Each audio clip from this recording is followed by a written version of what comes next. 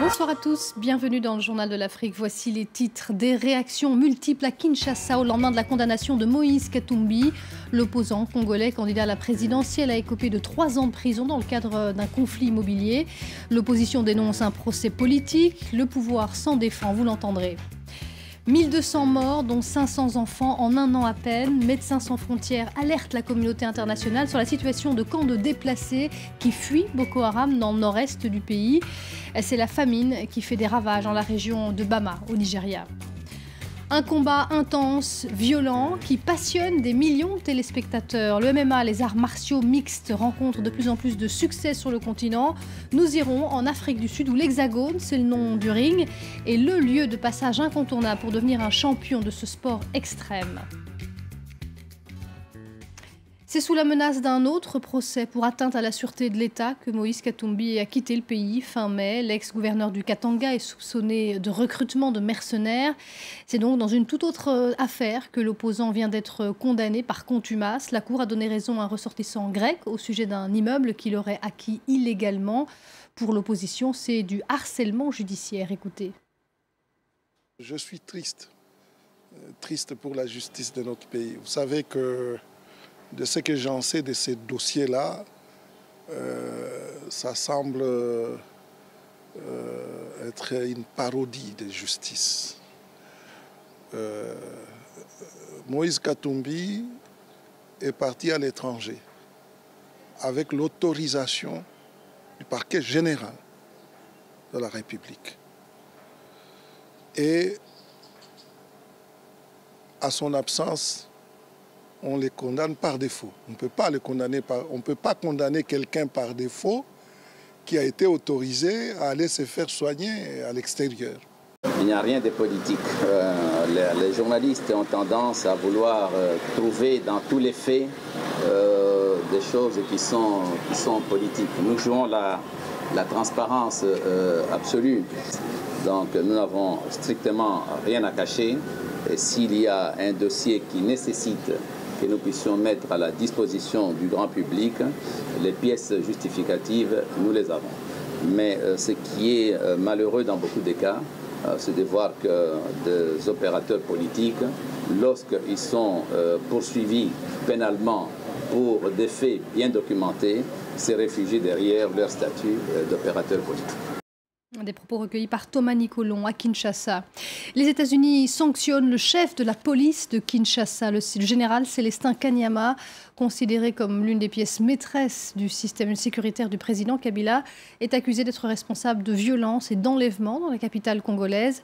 Ses avoirs sont gelés aux États-Unis, une décision qui risque de tendre encore un peu plus les relations déjà houleuses entre les deux pays.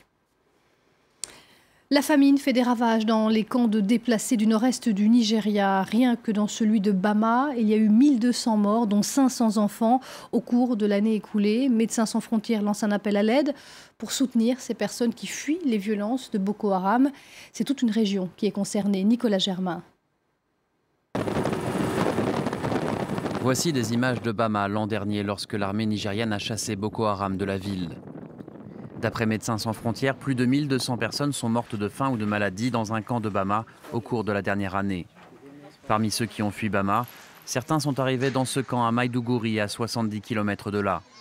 Ici, la situation n'est pas aussi dramatique qu'à Bama, mais pour les déplacés, la vie reste dure.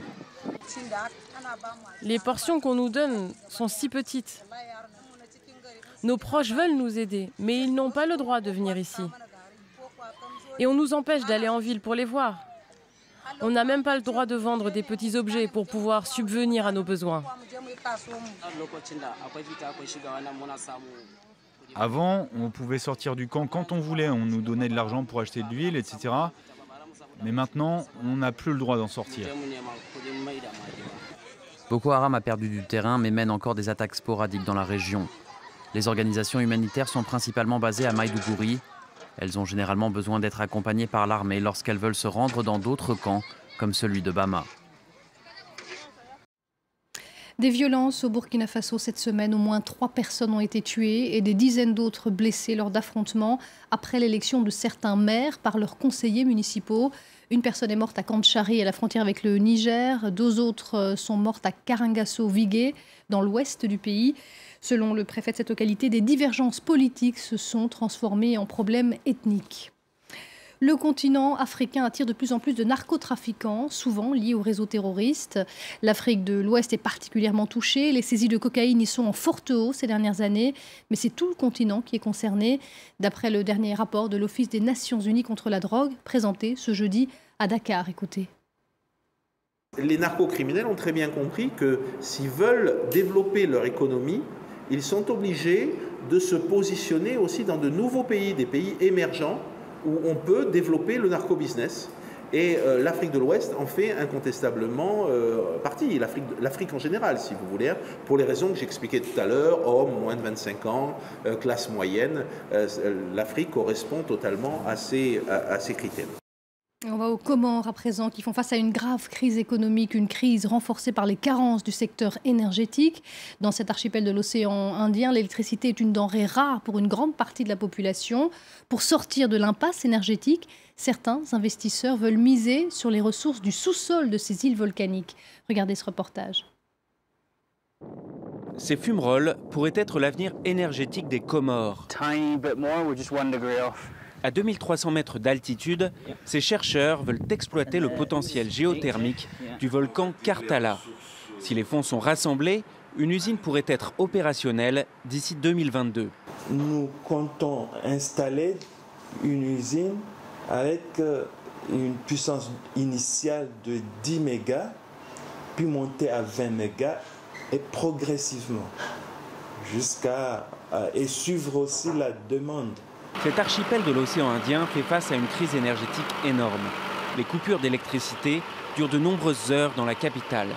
Faute de groupe électrogène suffisant, cet hôpital doit se passer de climatisation dans le service chirurgie et couper complètement le courant de certains services non essentiels. Les petits commerces, comme cette boulangerie, ont du mal à survivre. Il est impossible de passer une journée sans qu'on perde des pains à cause des coupures d'électricité. Le temps d'aller démarrer le groupe électrogène, il y a des pains qui se retrouvent gâchés.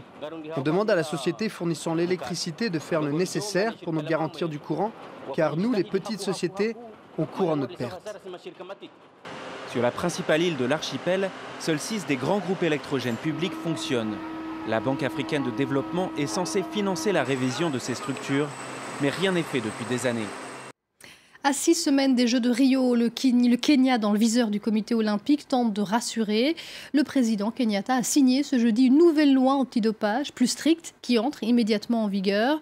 Cette semaine, le Kenya, comme la Russie, a été placé sous surveillance par le CIO qui a émis de sérieux doutes sur ses athlètes. Une quarantaine de sportifs kenyans ont été impliqués dans des affaires de dopage au cours des 3 dernières années. Et on ne sait pas si ces sportifs-là sont dopés ou non. En tous les cas, pour l'instant, leur discipline, le MMA, les arts martiaux mixtes, ne figurent pas au programme des Jeux Olympiques, même si elles remportent de plus en plus de succès populaires en Afrique, en Angola, au Congo et surtout en Afrique du Sud. Là-bas, les combats retransmis à la télévision rassemblent des millions de téléspectateurs et un public de passionnés. Un combat intense, rapide et violent, que les fans adorent.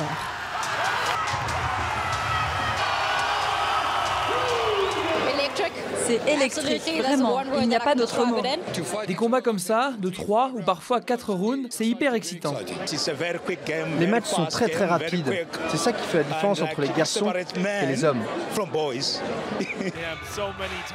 Ce championnat de combat extrême est l'équivalent sud-africain du célèbre tournoi américain d'arts martiaux ou Ultimate Fighting Championship.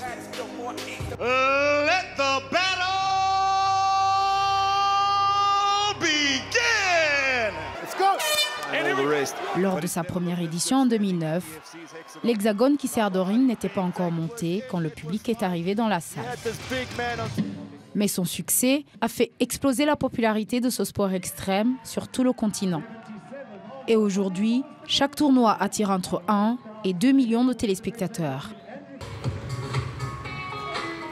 Le tournoi a aussi permis de lancer la carrière d'une nouvelle génération d'athlètes africains, notamment au Zimbabwe, au Sénégal ou en République démocratique du Congo. Demart Pena Dilolu a fait ses débuts sur l'hexagone en 2011 pour un combat d'1 minute. Aujourd'hui, C'est le champion invaincu des poids coqs et un héros national en Angola. Vous savez, le plus drôle, c'est que je n'ai pas grandi en me disant que j'allais devenir un jour combattant professionnel. J'aime juste ce sport parce que j'aime les défis.